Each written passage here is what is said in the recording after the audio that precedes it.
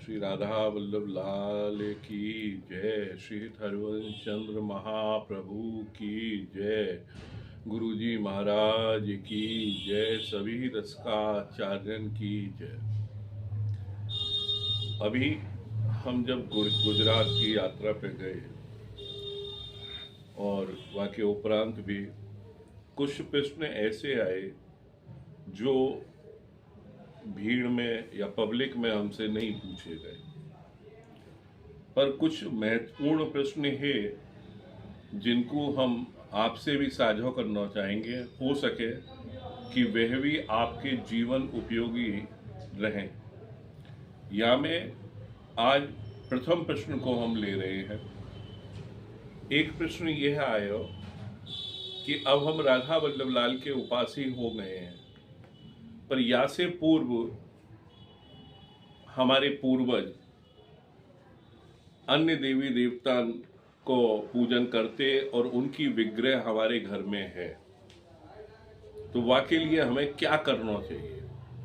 ऐसा जब प्रश्न बनो तो हमें ये लगो कि यह प्रश्न आप जैसे भक्तन के लिए भी बहुत उपयोगी होगा, जो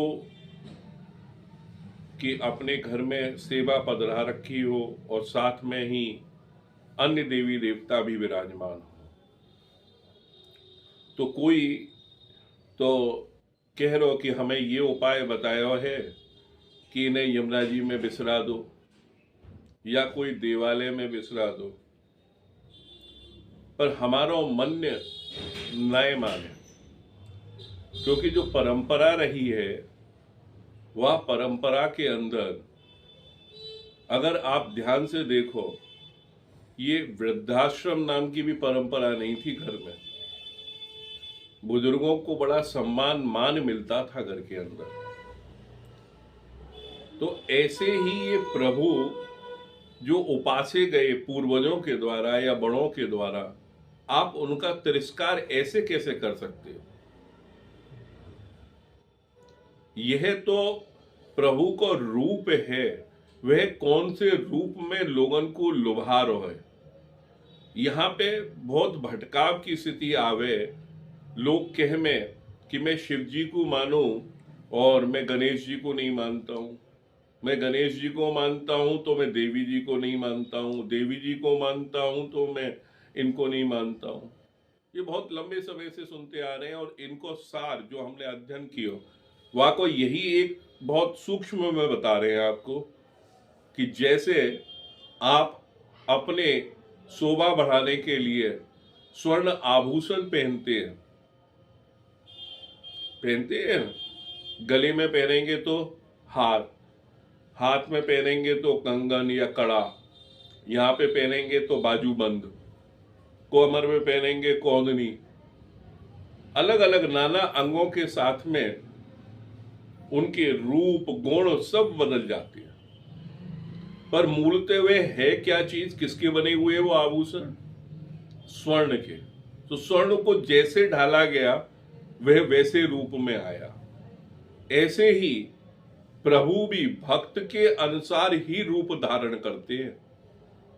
चाहे आप दशावतार लीला ले लो, प्रहलाद ने पुकारा और वहां पे परिस्थिति ऐसी थी कि न दिन में मरू, न रात में मरू, न अस्त्र मरू, न शस्त्र से मरू, न जमीन पे मरू, न हवा में मरू, मतलब तमाम तरह के, उसको भी तोड़ते हुए भगवान ने वैसा ही रूप बनाया।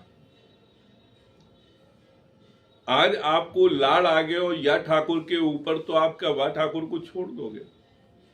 आपको उपासना नहीं पहुंच पाई अपने बड़े से, तो क्या आप अपमानित करके तिरस्कृत करेंगे? अनन्यता एक अलग चीज है। हमारे यहाँ बड़े बड़े संत हुए हैं, उन्होंने अनन्यता को कहो है, जियो है, पर आप क्या उन संतों के बराबर हैं? आप उतनी अपने आप को सामर्थ्यवान समझते हैं या नकलची समझते हैं? आप नकल कर रहे हैं कि हम अनन्य हैं। अनन्यता अंदर से आती है, किसी के दिखावे से नहीं होती अनन्यता। क्यों? क्योंकि यहाँ पे भी धर्म में अनंतता के लिए हमारे यहाँ ध्रुवदास जी जो इतने रसिक और इतनी श्रृंगार लीला और रस को लिखने वाले, वह क्या कह गए, जो आज के समय में हम पड़ोसी देश में सुने कि खंड खंड हो जाए तन और अंग अंग सत टूक, और फिर भी वो कहते हैं वृंदावन ना छाणियो छाण मो बड़ी चूक। तो वो वृंदावन अपने हृदय में बनाने को कहते हैं, अपने हृदय में बनाओ।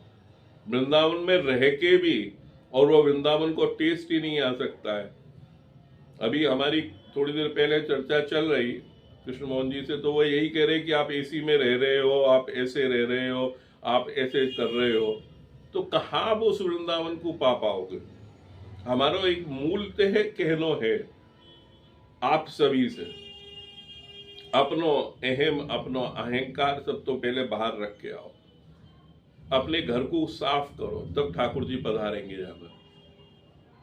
जहां में इतनी चीजें रख रखी हैं आपने। हमारा जो विचार है वह अनन्यता के दिखावे के खिलाफ है, बिल्कुल विरुद्ध है। और सही बात यही है कि प्रभु की उपासना विभिन्न रूपों में होती रही है। आपको लाड़ आज या ठाकुर पे आ रहा, ठीक है, हमारे ब्रज में राधा वल्लभ लाल को कहीं कहीं पे डंका बजतो बा समय पे, और सूरदास जी को भी एक पद आ गया, और सूर स्वामी से अधिक तेरी चर्चा, मतलब वो प्रिया जी के लिए कहने लगे कि राधा रानी की इस ब्रज में इतनी चर्चा हो रही है। उस समय को एक पद है भाई, जब रस की बात आई और रसिकता बरसानी है प्रभु को, तो ये बढ़ा दिया उन्होंने स्वरूप अपना। कभी ब्रजलीला दिखानी है तो उन्होंने गोवर्धन और गोकुल का रास्ता दिखा दिया, और इन दोनों से भी बात ना बढ़ी तो ब्रज को जो राजा है वो बाय बना दियो दाऊदयाल। आज सबसे विशाल मंदिर लेके आज भी प्रमाण में है वो, 7 आंगने बाकी दाऊदयाल के। और भी चमक दमक दिखानी तो बांके बिहारी मेरो बांके बिहारी।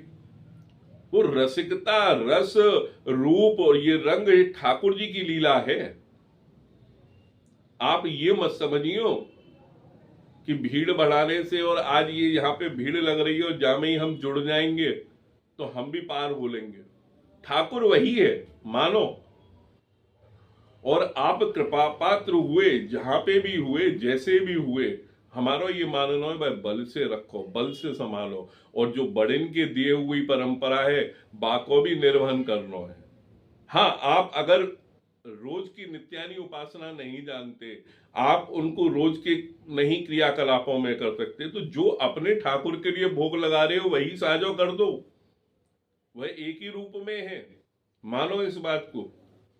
और जैसे कि वार्षिक उत्सव में भाई घर में गणेश जी हैं, चट्टा चौथ आई तो बाद दिन तो उनको स्नान और चोला वगैरह लगा के करो ना उत्सव। ये देवी के भक्त 9 दिन तक मां दुर्गा करें तो क्या ये पूरे 365 दिन करें? नहीं, तो विशेषकर उन दिनों में तो उन्हें याद करो, क्योंकि आपके बड़ों के आशीर्वाद से ही आप हो। बड़ों को कभी भी आप ऐसा मत समझियो कि आप बहुत ज्ञानी हो गए और वो बहुत बेवकूफ रहे। होता है कि आगे वाली जनरेशन ज्यादा समझती है दुनिया को, हम ऐसा कह सकते हैं कि भाई क्यों कह सकते हैं, समझती है। समझने को तो कोई भी कुछ समझ सकता है ना, समझने में क्या जाता है। तो आज हमने इसी प्रश्न को उत्तर देने की लिए आपसे कही, जो एकांतिक में हमसे प्रश्न किए हो, और हमारी बात शायद आप तक पहुंची होगी, क्योंकि अपनो हिंदू धर्म, हम फिर से कह दे रहे हैं, हिंदू या सनातन या जो भी नाम लेते हो, ये एक कोई किताब में बंद के और वहीं पर रोका हुआ धर्म नहीं है। ये अविरल धारा है। इसमें ईश्वरीय परंपरा जब तक जीव है, जब तक भगवान रूप बदल के, नाम बदल के आता रहेगा। भगवान श्री कृष्ण ने भी कहा कि जब मैं शरीर रख के आया हूं तो मुझे पहचान नहीं रहे हैं, जबकि सूरज की अग्नि भी मैं ही हूं, चंद्रमा की शीतलता भी मैं ही हूं, धरती के इस कण कण में मैं हूं। मेरा कोई रूप भी नहीं है और मेरा सब कुछ रूप है। तो इसी प्रकार से हम आपसे कहेंगे, भगवान को खेल मत समझो, इस प्रकार से मत करो। यही आप लोगों से हमारी आज्ञा है। और श्रीहित वृंदावन धाम से हम अपनी वाणी को यहाँ विराम दे रहे हैं और सभी को बहुत बहुत आशीर्वाद की बात समझें और वाको अनुपालन भी करें। जय जय श्रीहित हरिवंश, जय जय श्रीहित हरिवंश।